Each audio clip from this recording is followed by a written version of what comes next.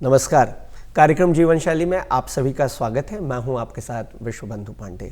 दर्शकों, कार्यक्रम जीवन शैली के माध्यम से हम लाइफस्टाइल से संबंधित विषयों पर बातचीत करते हैं जो कहीं ना कहीं हमारी जीवन शैली को प्रभावित करते हैं।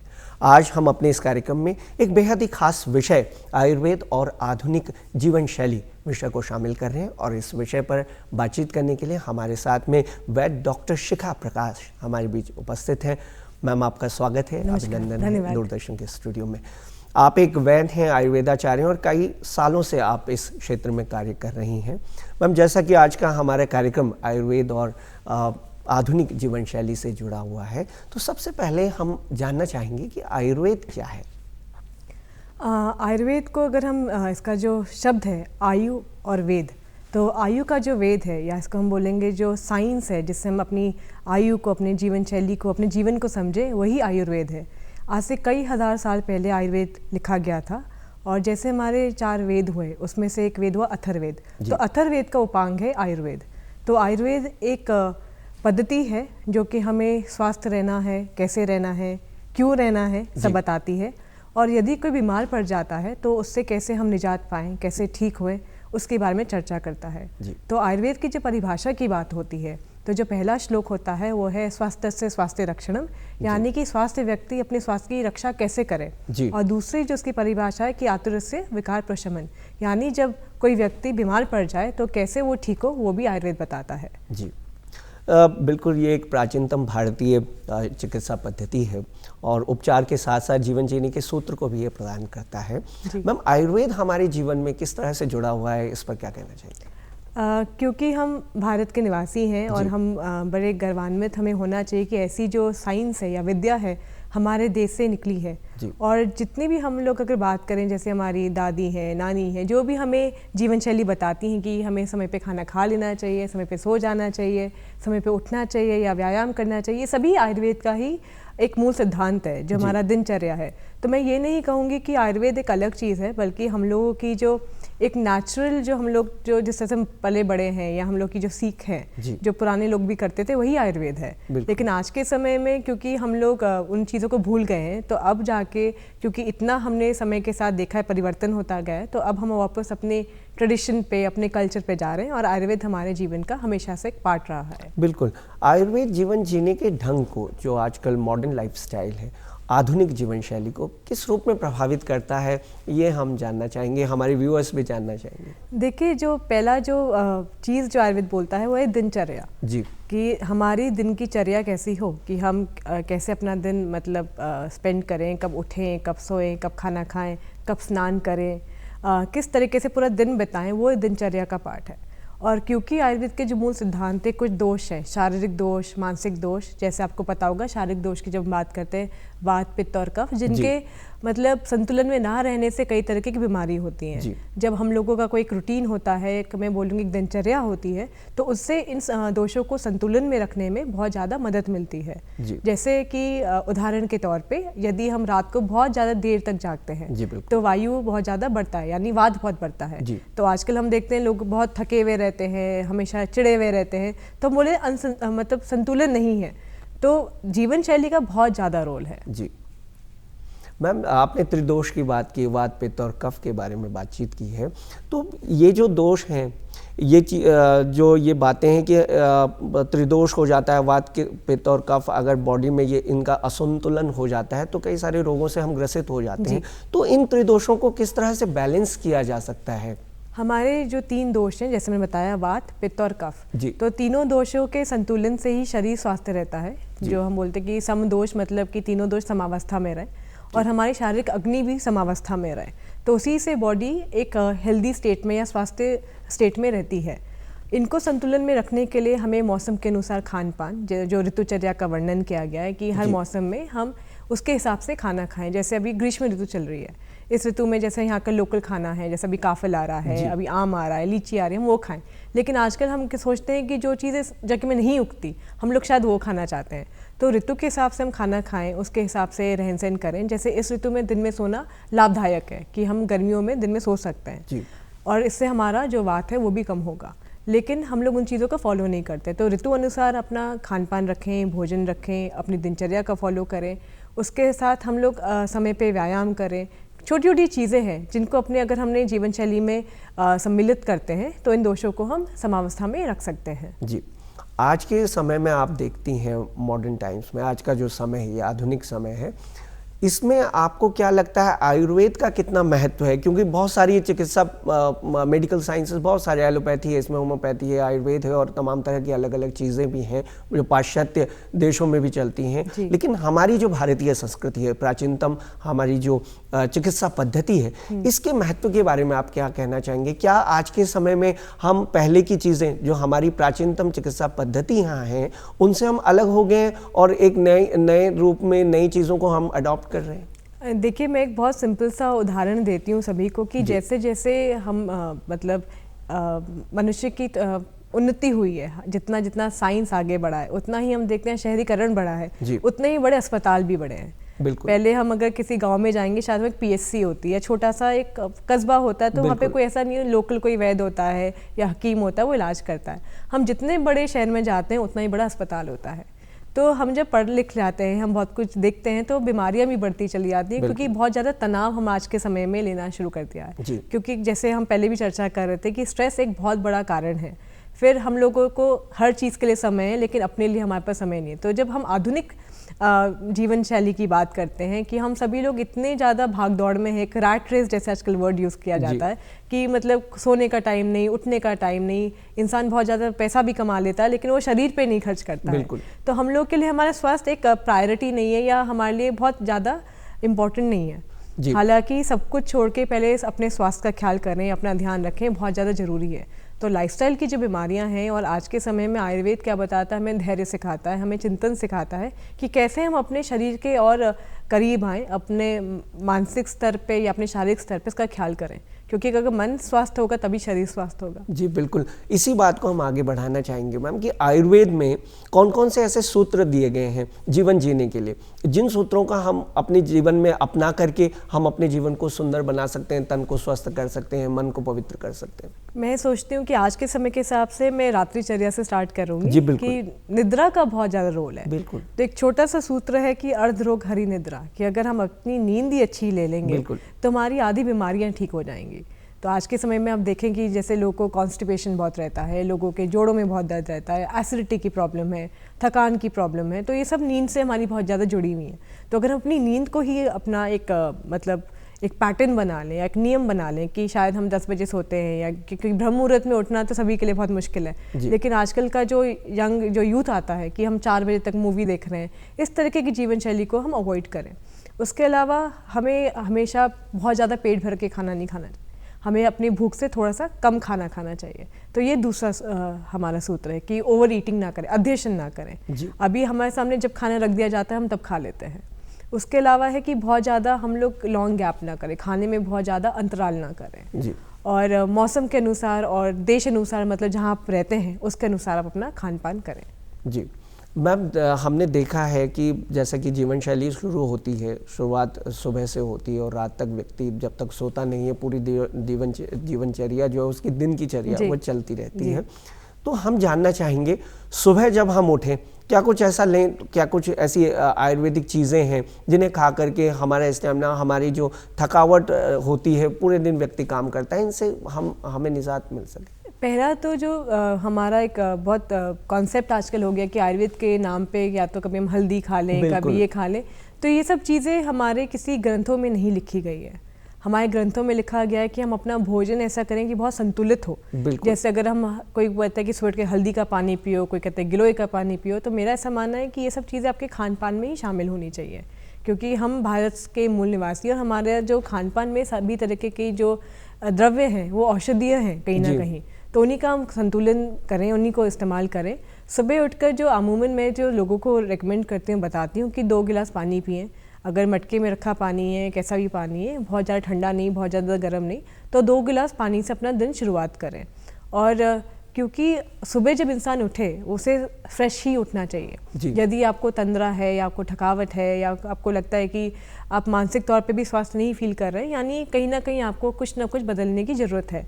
उसके लिए कोई भी मतलब कोई दवाई, उसकी कोई रेमेडी नहीं है मेरे हिसाब से, लेकिन आपको उस मूल रूट कॉज को जानना ज़रूरी है कि ऐसा आपके साथ क्यों हो रहा है। कई बार ऐसा होता है कि कई महिलाएं जो ऐसी कंप्लेंट करती हैं उनमें खून की कमी देखी जाती है कि हो सकता है उनको एक रूट कॉज पे अनीमिया की दिक्कत हो, तो आयरन डेफिशिएंसी के कारण भी ऐसे लक्षण होते हैं। तो अगर आप सुबह उठ के स्वास्थ्य ना फील करें या फ्रेश ना फील करें तो उसको आप ज़रूर जांच कराएं या किसी डॉक्टर से परामर्श करें। बिल्कुल, इसकी चर्चा हम विस्तृत रूप से इस कार्यक्रम में आगे भी करेंगे। मैम, जो 5 प्रिंसिपल्स ऑफ आयुर्वेद हैं, जिस तरह से पृथ्वी, जल, वायु और अग्नि और आकाश हैं, तो ये जो तत्व माने जाते हैं, ये पंच महाभूत हैं, इनका हमारी जो शरीर है, इन्हें किस तरह से हम बैलेंस कर सकते हैं? क्या चीज़ें हैं इनमें? मैं हूँ, आप हैं, सभी हम लोग पंच महाभूत से बने। हम जो भी खाते हैं वो भी पंच महाभूत है। तो जो भी हम, जैसे हम वायु भी, जो आजकल एयर जो ब्रीथ कर रहे हैं वो हमारा वायु है। अगर हम दूषित वायु में रहेंगे तो हमें दिक्कत होगी। तो आसपास का अपना वातावरण हम सही रखें। जल का इंटेक, मतलब अगर हम समय पे पानी पिएं, आजकल बहुत लोग पानी ही नहीं पीना चाहते। बिल्कुल, और इन चीज़ों को बैलेंस करें। तो सभी चीज़ें आपकी जो कंज्यूम करते हैं, क्योंकि हम मनुष्य सबसे बड़ा कंज्यूमर है, भले वो पर्यावरण का हो, खान पान का हो, तो इन्हीं सब चीज़ों से हमारे तत्व आते हैं। अब पृथ्वी महाभूत भी जो हम खाना पीना खा रहे हैं, जो धरती से मिनरल्स आ रहे हैं, तो आज के समय में हम देखते हैं कि जो खान पान है, मतलब वो हमारी जो सॉइल है या हमारी जो धरती है वो इतनी ज़्यादा दूषित हो चुकी है। तो इन सब चीज़ों को अगर हम ध्यान करें कि हम कहाँ से अपना भोजन भी ले रहे हैं। हम लोग बहुत लकी हैं कि हम उत्तराखंड में हैं, जो यहाँ की जो मिट्टी है मतलब इतनी फोर्टिफाइड है, मिनरल से भरी हुई है, तो हम अपना लोकल खान पान खाएं। हम यहाँ का अपना लोकल झंगोरा खाएं, अपना लोकल मंडवा खाएं, लेकिन हम लोग नहीं करते हैं। तो अपने आसपास की जब हम चीज़ें खाते हैं तो ये सारे जो पंच महाभूत हैं ऑटोमेटिकली संतुलित रहते हैं। बिल्कुल, और अगर हमारी ये चीज़ें जो हैं, ये 5 प्रिंसिपल्स हैं, अगर हमने इनको बैलेंस कर लिया तो हम बहुत सारे रोगों से निरोग रहेंगे और अपने जीवन को बहुत अच्छे ढंग से जी सकेंगे। बिल्कुल। मैम, बच्चों की बात करते हैं, जैसे हमने अभी पहले कार्यक्रम की शुरुआत में भी और बीच में भी बात करी, त्रिदोषों के बारे में बात करी, तो बच्चों में कफ की समस्या देखने को मिलती है। छोटे बच्चों को कफ ज़्यादा हो जाता है, तो उसकी रोकथाम कैसे करें? क्योंकि बहुत सारी चीज़ें हैं, एलोपैथी में चल जाते हैं, अलग अलग जो मॉडर्न मेडिकल साइंस हैं उसमें भी ट्रीटमेंट दिया गया, लेकिन आयुर्वेद में क्या कुछ खास है इस चीज को लेकर के? सबसे पहले जैसे हम वैसे बात कर रहे थे कि त्रिदोष की हम बात कर रहे थे, तो हर अवस्था में, भले बाल्यावस्था हो, युवावस्था हो या वृद्धावस्था होती है, तो हर अवस्था में कोई ना कोई दोष का प्रकोप होता है, यानी वो ज़्यादा होता है। तो जब बच्चा है या बाल्यावस्था होती है तो कफ नेचुरली बहुत ज़्यादा होता है, क्योंकि उसका ग्रोथ का टाइम होता है, उसका एक्सपेंशन होता है, डेवलपमेंट फेज होता है। तो कफ क्योंकि बढ़ा हुआ होता है, उस समय अगर हम कफ वर्धक आहार विहार का सेवन करते हैं तो कफ और ज़्यादा बढ़ता है। उसके लिए जो बहुत ज़्यादा ज़रूरी है कि आजकल के बच्चों में मैं देखती हूँ कि किसी भी तरह की फिजिकल एक्टिविटी नहीं है। बिल्कुल, हर कोई एक मोबाइल पे या किसी टैबलेट पे या स्क्रीन के आगे वो बैठा रहता है। बिल्कुल, और ये आधुनिक जीवन शैली का एक अंग बन गया है। और आप देखेंगे बहुत छोटे छोटे बच्चे, 2 साल का बच्चा, 3 साल का बच्चा, वो चश्मा पहना हुआ आपको दिखेगा आज के समय में। तो ये चीज़ें बढ़ती जा रही हैं। दूसरी चीज़, यदि आप ध्यान देंगे तो कैसे स्थौल्य यानी ओबेसिटी बच्चों में बढ़ रही है। बिल्कुल, तो बहुत छोटे छोटे बच्चे होंगे, उनका सबका पेट आगे से बढ़ा हुआ है, तो ये भी कफजन्य विकार है।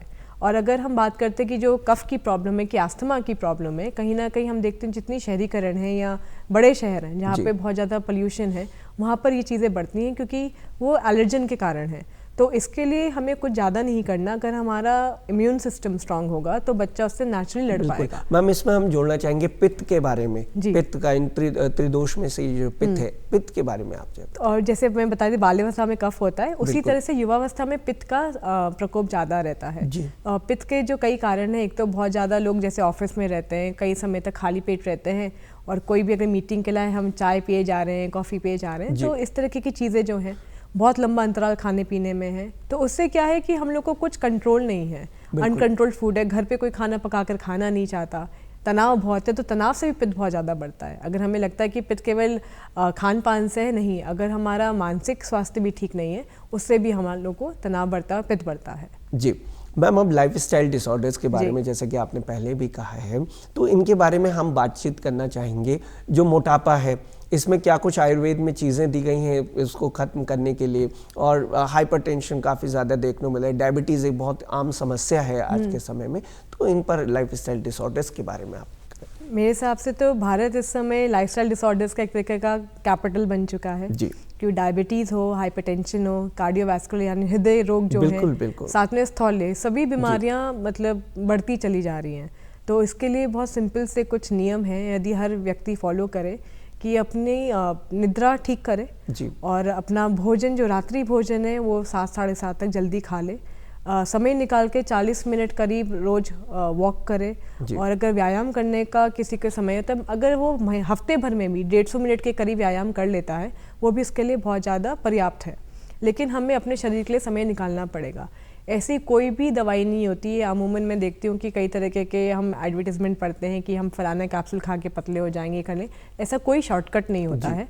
और लड़कियां खासकर वो मोटापे के चक्कर में जो क्रैश डाइट करती हैं कि हम लाइफस्टाइल डिसऑर्डर हो जाएगा अगर मोटे हो जाएंगे, तो ऐसा नहीं है। कोई डाइटिंग से आप ठीक नहीं हो सकते। मैम, क्या जो लोग इस तरह की चीज़ें करते हैं अपने को मोटापे से बचाने के लिए, क्या उनके डाइजेस्टिव सिस्टम पर भी इसका कोई नकारात्मक नेगेटिव असर देखने को मिलता है? हाँ बिल्कुल, क्योंकि जब हम लोग इतना डाइट करते हैं, किसी भी तरह का मतलब खाना ही नहीं ले रहे, क्योंकि आज इस समय हम देखते हैं काफ़ी सारे लोग जिनसे भी बात करो वो यही कहते हैं हमें पतला होना है या फिर हमें अच्छा एक फिगर चाहिए, खासतौर से महिलाओं की, गर्ल्स की अगर हम बात करें तो। जी मैम, जब हम इस तरह की डाइटिंग करते हैं तो किसी न किसी न्यूट्रिशन की हमारे बॉडी में कमी हो जाती है जी। जैसे मैं पहले भी अनीमिया की बात कर रही थी, तो कई बार देखते हैं कि लड़कियां डाइटिंग के चक्कर में हमने ये भी छोड़ दिया, हमने वो भी छोड़ दिया, हमने घी खाना बंद कर दिया, तो कई तरह के हार्मोनल इम्बैलेंस देखने को मिलते हैं।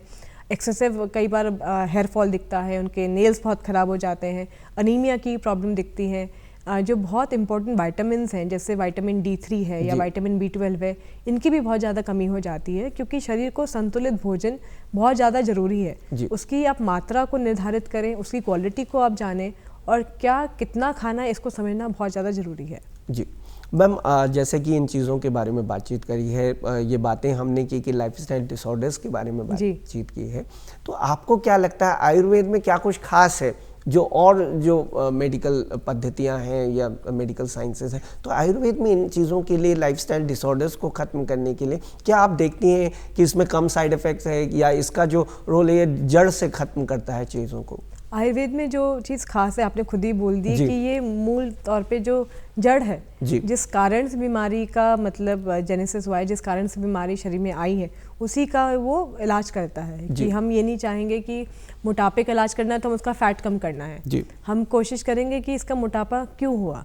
कई बार डाइटिंग के कारण भी मोटापा हो जाता है, कई बार किसी का लिवर अगर फैटी है उस वजह से मोटापा होता है, कई बार हो सकता है कि उसका जीवन शैली इतना खराब हो कि उसे सिटिंग जॉब है, क्योंकि आजकल एक कंप्यूटर होता है, उसके सामने बैठे होते हैं, कंटिन्यूस बैठने से भी मोटापा होता है। कई बार बहुत ज़्यादा लेट जागने से मोटापा होता है। हमें पहले समझना पड़ता है कि किस कारण से आपको ये प्रॉब्लम है। तो आयुर्वेद जो अप्रोच है, चिकित्सा की जो अप्रोच है, वो आपके मूल तक जाता है कि किस कारण है। वो कभी भी लाक्षणिक चिकित्सा नहीं करता।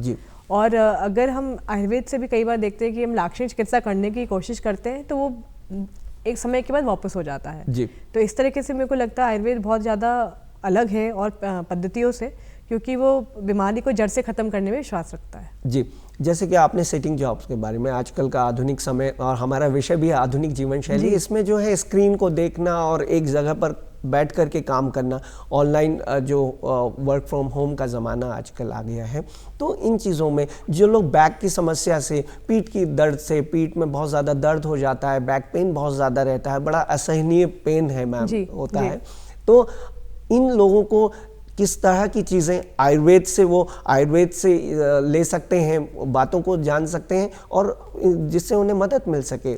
इसकी 2-3 टिप्स मैं आपको देना चाहूँगी कि जैसे कि आयुर्वेद जो दिनचर्या की हम बात कर ही रहे थे, उसमें कि हम कहीं भी जगह बैठे आधे घंटे 1 घंटा भी बैठ के काम करें तो बीच में उठ के 15-20 मिनट में एक सैर ले लें, या खड़े होकर एक बार बॉडी को पूरा स्ट्रेच कर लें, वो आपको बहुत ज़्यादा हेल्प करेगा। और जब भी आप कोई भी चीज़ अपने पास सामने लैपटॉप या कुछ है, उसको ऐसी हाइट पे रखें कि आपको बहुत ज़्यादा नीचे झुककर काम ना करना पड़े। इससे आपकी जो सर्वाइकल रीजन है, आपकी गर्दन पे बहुत ज़्यादा जोर पड़ता है। इसके अलावा आयुर्वेद का ही एक भाग योग भी है, तो योग कुछ तरीके के योग हम इस्तेमाल करें, जैसे भुजंगासन एक बहुत सिंपल सा व्यायाम है, उसको हम प्रैक्टिस कर सकते हैं, खासकर जो सिटिंग जॉब में होते हैं, तो भुजंगासन बहुत ज़्यादा हेल्पफुल होता है। इसके साथ साथ हम विटामिन डी की ज़रूर अपनी चेकिंग कराएं, क्योंकि जब हम दिन भर अंदर रहते हैं, एसी के वातावरण में हैं, धूप में जाना नहीं होता, तो विटामिन डी हमें नहीं मिलता, जो कि धूप से मिलता है। तो आयुर्वेद बोलता है आतप सेवन, यानी कि धूप में बैठना। उसका शायद यही कारण था कि हम धूप में जाएंगे तो हमें विटामिन डी मिलेगा। तो मॉडर्न साइंस उसको क्योंकि रिसर्च करके आगे लेकर आता है, तो धूप में जाना नहीं हो पाता, इसलिए अपना टेस्ट जरूर कराएं और विटामिन डी का अगर कमी आती है उसको ज़रूर हम सप्लीमेंट करें। तो ये 2-3 चीज़ें अगर हम फॉलो करते हैं तो बैक एक की प्रॉब्लम से हम जरूर बच सकते हैं। जी मैम, बहुत सारे लोग जब असहनीय दर्द होता है, काफ़ी पेन होता है, तो कई चीज़ें जो हैं, कई बातों का वो ध्यान नहीं रखते हैं, पेन किलर का यूज़ कर लेते हैं, और कभी कभी ऑटो इम्यून डिजीजेज या तमाम तरह की ऐसी चीज़ें भी स्टार्ट हो जाती हैं। तो इन चीज़ों को लेकर के क्या कहना चाहेंगे आप? पेन किलर का इस्तेमाल करें या कम करें, किस तरह से इसे देखें? किसी भी दवा का जो इस्तेमाल अगर आपको करना है तो वो हमेशा एक डॉक्टर के परामर्श के अंदर होना चाहिए। बिल्कुल। क्योंकि हो सकता है हम किसी बड़ी बीमारी को मतलब अनदेखा कर रहे हैं कि कमर में दर्द हो सकता है, लंबे समय में किसी हम कोई नर्व इंजरी को हम मतलब ट्रिगर कर रहे हैं, किसी भी तरह की बीमारी है, लंबे अंतराल तक कोई भी पेन किलर आपको खुद नहीं खाना चाहिए, क्योंकि उसके तमाम साइड इफेक्ट्स होते हैं। पहला है कि क्रॉनिक गैस्ट्राइटिस हो सकती है, गैस्ट्रिक अल्सर हो सकता है, और बहुत ज़्यादा जब गैस्ट्रिक अल्सर होता है तो हम लोग की बॉडी से कैल्शियम भी बहुत ज़्यादा लीच आउट होता है। तो आपने देखा होगा कई बार हम देखते हैं कि कोई और बीमारी नहीं है, बस हम एक या तो एसिडिटी की गोली खा रहे हैं या फिर हम कोई पेन किलर खा रहे हैं। उन लोग कहते हैं कि हमारे हड्डियों में बहुत दर्द रहता है, घुटनों में बहुत दर्द, क्योंकि बॉडी से कैल्शियम जाता रहता है इन दवाइयों के कारण, और हमेशा बॉडी थकी हुई रहती है। तो दवाइयों के बहुत ज़्यादा साइड इफ़ेक्ट भी हैं। मैं ये नहीं कहूँगी कि आधुनिक चिकित्सा खराब है, लेकिन उसको हमेशा सुपरविजन में खाएं और वो स्पेसिफिक होकर खाएं। उसको अपनी जीवन शैली का पार्ट नहीं बनाएं कि एक सुबह के हमने गोली खा ली एसिडिटी की, हमारा दिन बढ़िया जाता है। जी मैम, खान पान की हम बात करना चाहेंगे कि आयुर्वेदिक जो चीज़ें हैं उन्हें किस तरह से लें, किन बातों का हम ध्यान रखें, खान पान का क्या महत्व आपको देखने को मिलता है, और आजकल के ज़माने खासतौर से हम जिस विषय पर बातचीत कर रहे हैं आधुनिक जीवन शैली, जी इस पर आपके खान पान के लिए मतलब जो जहाँ से मतलब है, मतलब जैसे उत्तराखंड का जो व्यक्ति है वो अपने उत्तराखंड की ट्रेडिशन पे चला जाए, पहाड़ी क्षेत्रों में जो लोग रहते हैं, आयुर्वेद है। गुजरात का व्यक्ति वहाँ का खाना का है, वहाँ का आयुर्वेद है। तो जो वहाँ का जो लोकल खाना था, वहाँ के वातावरण के हिसाब से, वहाँ के क्लाइमेट के हिसाब से, वहाँ की जो मिट्टी है उसके हिसाब से वैसे बनाया गया था। जैसे हम पहाड़ पे ऊपर जाएंगे तो यहाँ का जो लोकल खाना है वो यहाँ का आयुर्वेद है। अभी हमें लगता है कि नहीं, शायद जो हमको लगता है जंक फूड जो है हम लोग उस पर ज़्यादा फोकस करते हैं। हालांकि उसमें रोज़ कभी कभार खाने में कोई बुराई नहीं, लेकिन वो हमारा भोजन नहीं हो सकता। तो भोजन वो हो जो संतुलित हो। तो अगर मैं यहाँ की अपनी बात करूँ तो हम अपना जो मिलेट है, जो जैसे हम अपना चौलाई है, क्योंकि चौलाई में इतना आयरन है, अगर हम सोचें कि पहाड़ों में इतना अनीमिया हो रहा है आज के समय में, तो अगर हम लोकल खाना खाएंगे तो उसमें भरा पड़ा है, लेकिन हम लोगों ने उसे खाना बंद कर दिया है। तो आयुर्वेद ये कहता है कि अपने आसपास उगने वाली चीज़ें आप ज़रूर खाएं, समय के अनुसार खाएं, मौसम के अनुसार खाएं। उसका बहुत ज़्यादा रोल है। ऐसा नहीं है कि आप गर्मियों में सर्दी की चीज़ खा रहे हैं, सर्दियों में गर्मी की चीज़ खा रहे हैं, क्योंकि इन सब कारणों से दोष हमारे ऊपर नीचे होते हैं, जिन कारणों से कई तरह की बीमारी होती है। जी मैम, बीमारी की हमने बात भी पहले भी की है और अब भी हम इस पर चर्चा कर रहे हैं इस कार्यक्रम में। स्ट्रेस मैनेजमेंट को लेकर के आप क्या कहना चाहिए? स्ट्रेस मैनेजमेंट के लिए हम सभी को पहले समझना जरूरी है कि ये हमारी इस आधुनिक जीवन शैली का एक बहुत बड़ा अंग है कि हमें स्ट्रेस को कम करना है, तभी एक हम स्वस्थ जीवन जी सकते हैं, हमारा मन शांत रह सकता है। जी स्ट्रेस के कई कारण हो सकते हैं, और जैसे अगर हम हेल्थ की बात करते हैं तो पहले हमें लगता था कि अगर हमारा हाथ पैर ठीक है, कोई बीमारी नहीं है, वो हेल्थ है। लेकिन आज के समय में अगर आपकी मेंटल हेल्थ कैसी है, आप मानसिक तौर पे कैसा फील कर रहे हैं, आप इमोशनल तौर पे कैसा फील कर रहे हैं, ये आपकी हेल्थ के लिए बहुत ज़्यादा ज़रूरी है। और अब क्योंकि स्पिरिचुअलिटी भी इतनी आगे आ गई, तो स्पिरिचुअल हेल्थ भी आपकी कैसी है, बिल्कुल तीनों मिला के हम हेल्थ की परिभाषा को समझते हैं। तो मेंटल हेल्थ के लिए अगर आपको किसी भी तरह की परेशानी है या कोई चीज़ आपको परेशान कर रही है, तो मेरे ख्याल से किसी न किसी तरीके से आप किसी हेल्प को रीच आउट जरूर करें, किसी से शेयर करें। क्योंकि जब हम कोई बात बहुत ज़्यादा अपने तक रखते हैं या उससे उस पर बात नहीं करते, वो अंदर ही अंदर वो बोलते हैं कि ना राई का पहाड़ बन जाता है। बिल्कुल। और वो हमको परेशान करता है, और जब बहुत ज़्यादा तनाव में हम रहते हैं तो उससे हमें दिक्कतें होती हैं। स्ट्रेस से बचने के लिए एक बहुत सिंपल सा जो उपाय है, जो मैं अपने मरीजों को बताती हूँ, कि किसी भी प्रकार का व्यायाम जरूर करें। क्योंकि जब हम व्यायाम करते हैं तो हमारे बॉडी में अच्छे हार्मोन बनते हैं या खुशी वाले हार्मोन बनते हैं, उससे तनाव से हम कई हद तक लड़ सकते हैं। मे बी आप वॉक पे जा सकते हो, आप साइकिल कर सकते हो, आप योग कर सकते हो, क्योंकि हम लोग घर से काम, काम से घर, एक रूटीन में बन गए। तो अगर आप अपने को थोड़ा सा भी समय दें, अपने पर ध्यान दें, तो तनाव अपने आप दूर होता चला जाता है। जो कार्डियोवास्कुलर डिजीजेस हैं और देखा जाता है कि bypass surgeries, open heart diseases और बहुत सारे फोनामेनोवेलिस के केस, बहुत सारी एक जो बाय बर्थ भी कई तरह की चीज़ें जी बिल्कुल वो होते हैं। तो इनको लेकर के जो कार्डियोवास्कुलर डिजीजेस को कम करने के लिए, क्योंकि एलोपैथी में हर कोई कहता है कि सर्जरी करा दीजिए तब ठीक, रोकथाम के लिए आयुर्वेद में क्या कुछ कहा गया है? रोकथाम के लिए आयुर्वेद में कहा गया है कि एक तो अपना जो सैर हम जरूर करें जी, और खाना बहुत ज़्यादा चिकनाहट वाला ना खाएं। लेकिन मैं चिकनाहट वाला का इसका ये मतलब नहीं कि हम घी तेल सब बंद कर दें जी। आज के समय में जो हम जैसे आधुनिकीकरण बढ़ा तो हमने अपनी जो लोकल अपना घी था या अपना जो कच्ची घानी का तेल था हमने वो सब खाना बंद कर दिया।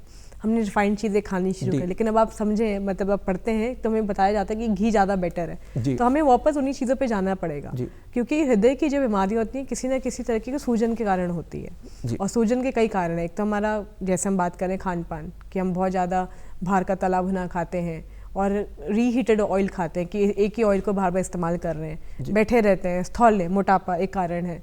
और नींद की कमी, आजकल हम देखते हैं ना यंग डेथ बहुत होती है कि 35 साल में हार्ट अटैक हो गया, 36 साल में। अटैक की जो चीजें हैं ये काफी देखने को मिलता है, कार्डियक अरेस्ट जो है। और मैम ये जो एलडीएल, एचडीएल और कोलेस्ट्रॉल की चीजें हैं इस पर इनको भी कम करने के लिए आयुर्वेद में क्या कुछ है, ये आप जरूर हमारे दर्शकों को बताएं। कार्डियक अरेस्ट का एक कारण आजकल देखा जा रहा है अति व्यायाम, क्योंकि हम लोग बहुत ज्यादा व्यायाम करते हैं। जैसे व्यायाम जरूरी है लेकिन अति व्यायाम जरूरी नहीं। जो लोग जिम जाते हैं या फिर जिम जाने में कोई बुराई नहीं है, लेकिन जब उसको हम अति करते हैं, एक्स्ट्रा करते हैं, अपने बल से ज्यादा व्यायाम करते हैं, वो भी बहुत खराब है। कई बार एक पैशन हो जाता है कि 4-4 घंटे 5-5 घंटे हम जिम में ही हैं और अपनी बल से ज़्यादा हम वजन उठा रहे हैं, ये सब एक कारण बन जाता है कई बार। तो और आपने देखा होगा कि बहुत कम उम्र में लोग 32 से 35 से या 40 से नीचे ही बहुत सारे ऐसे लोग इस चीज़ का शिकार हो जाते हैं। अपने शरीर को अब जितना ज़्यादा अब्यूज़ करेंगे, वो किसी भी कारण हो सकता है, भले ही मानसिक तौर पे, शारीरिक तौर पे या बहुत ज़्यादा भाग दौड़ कर रहे हैं, तो कहीं ना कहीं शरीर थक जाएगा। तो और हृदय क्योंकि सारा स्पंदन करता है, सारी चीज़ें हमारे हृदय से ही रेगुलेटेड हैं, तो सबसे ज़्यादा जोर उसी पे आता है। तो इसलिए जो है कि अपनी निद्रा को बहुत ध्यान दें, सुख से रहें, वो बहुत ज़रूरी है। परिवार के साथ रहें, हंसी मजाक करें, थोड़ा लाइफ को एंजॉय करें। जो रैट रेस है उससे थोड़ा सा पीछे हट के मेरे ख्याल से अपने शरीर से को ध्यान दें, वो बहुत ज़्यादा जरूरी। बिल्कुल रैट ट्रैप ना हो, रैट रेस में ना जाएं। मैम एक चीज़, ये बात हम इस कार्यक्रम के माध्यम से कहना चाहेंगे, खून को लेकर के रक्त की समस्या जो है, एंटीकोगुलेंट मेडिसिन लोग लेते हैं, थक्का जम जाता है, आर्टरीज तभी ब्लॉक होती हैं, ये आपसे ज़्यादा कौन जान सकता है। लेकिन इन चीज़ों को लेकर के जो बातें हैं, रक्त की समस्या को लेकर के कि खून मोटा हो गया या पतला करने की जो लोग दवाइयाँ खाते हैं, तो आयुर्वेद में क्या क्या ऐसी चीज़ें हैं, ऐसी बातें हैं जिनको हम लेकर के इस पर कार्य कर सकते हैं? आयुर्वेद के हिसाब से या फिर मॉडर्न साइंस में जब बात करते हैं तो जैसे खट्टे फलों का सेवन, क्योंकि हम लोग इतने ब्लेस्ड हैं, इतने तरीके के फल होते हैं हमारे देश में, फलों का सेवन हम बिल्कुल नहीं करते हैं। आजकल मैं देखती हूँ सब्जी तरकारी तो लोगों की डाइट से गायब है। तो वेजिटेबल्स का बहुत ज़्यादा रोल है, फ्रूट्स का बहुत ज़्यादा रोल है, डेयरी का मतलब इन टर्म्स ऑफ दही है, मट्ठा, इन सब चीज़ों को हम इस्तेमाल करें। और इसमें ज़रूर शामिल करें कौन कौन से हम फ्रूट्स लें। खट्टे फल जितने हैं हमारे, जैसे हमारा ऑरेंज, संतरा है, मौसमी है, आजकल लोकल जितने फल आ रहे हैं सबका सेवन जरूर करें। हम अनार खाएं, लेकिन हम लोग नहीं खाते हैं। हमें लगता है कि एप्पल हमने खा लिया, हमने फल खा लिया, तो हर थोड़े दिन में फलों को अपना बदलते रहें। और ब्लड को अगर हमें थिन करना है तो वाटर इनटेक आपका डेफिनेटली अच्छा होना चाहिए, बिल्कुल आपका वेट ठीक होना चाहिए और आपको अपना वॉक जरूर करनी चाहिए। सिंपल चीज़ें हैं। देखिए बीमारी तो किसी को भी हो सकती है और कभी भी हो सकती है, लेकिन अगर हम ओवरऑल अपनी हेल्थ पे ध्यान देंगे तो कई हद तक हमसे बच सकते हैं, प्रिवेंट कर सकते हैं। जी, आजकल आपने देखा होगा जैसे कि आधुनिक जीवन शैली, हम इस पर लगातार बात कर रहे हैं इस कार्यक्रम में, आँखों की समस्या, स्क्रीन आजकल छोटे बच्चों से लेकर के बड़े से लेकर के ओल्ड एज में सब लोग मोबाइल को लेकर बैठ जाते हैं, स्क्रीन काफ़ी देखते हैं, सिस्टम पर बैठ जाते हैं। आँखों को लेकर के, क्योंकि आँखें हैं तो सब कुछ है, इस सुंदर जो जहान है उसका हम आनंद अपनी आँखों से ले सकते हैं। तो आँखों को लेकर के, आँखों की जो समस्या है, इस पर आप बताएं। आँखों की समस्या, लेकिन आई थिंक स्क्रीन के बिना तो शायद ही कोई नहीं रह सकता, क्योंकि अब तो गांव जगह जगह स्क्रीन पहुंच चुका है। आयुर्वेद की एक छोटी सी एक वो है चिकित्सा बोलूँगी कि नस्यम का एक है कि पहले ही बोला था कि नाक में 2 बूंद हम घी डाल सकते हैं या सरसों का तेल डाल सकते हैं, तो आँखों को मॉइस्ट रखता है, क्योंकि ड्राइनेस हो जाती है आजकल, और उससे बच सकते हैं। बाकी जैसे कि बोला कि जिस चीज़ से प्रॉब्लम हो उसको थोड़ा सा दूर करें, और हर वक्त तो हम उसे अवॉइड नहीं कर सकते, लेकिन एक टिप जो है कि रात को सोने से 1 घंटा पहले यदि हम अपने स्क्रीन को छोड़ दें तो हमें नींद बहुत अच्छी आती है। नहीं तो हम एक वीडियो के बाद दूसरी वीडियो, दूसरी तीसरी वीडियो, ये दौर चलता चला जाता है। तो रात को सोने से यदि 1 घंटा पहले भी हम अगर उसको नहीं देखते हैं, वो ब्लू लाइट जो आंखों में पड़ती है वो कई तरीके के नुकसान पहुंचाती है। तो मेरे ख्याल से एक छोटा सा अगर परिवर्तन हम करें कि सोने से 1 घंटे पहले टीवी या मोबाइल अपना बंद कर दें तो आपकी आंखों के लिए वो सेहतमंद रहेगा। जी बिल्कुल, और इन चीज़ों को लेकर के, इन परिवर्तनों को लेकर के, इन बातों पर ध्यान रख करके हम अपनी आंखों को बचा सकते हैं। मैम, इस कार्यक्रम के माध्यम से आपने बहुत अच्छी अच्छी बातें हमसे शेयर की, आपका बहुत बहुत धन्यवाद। Thank you, thank you.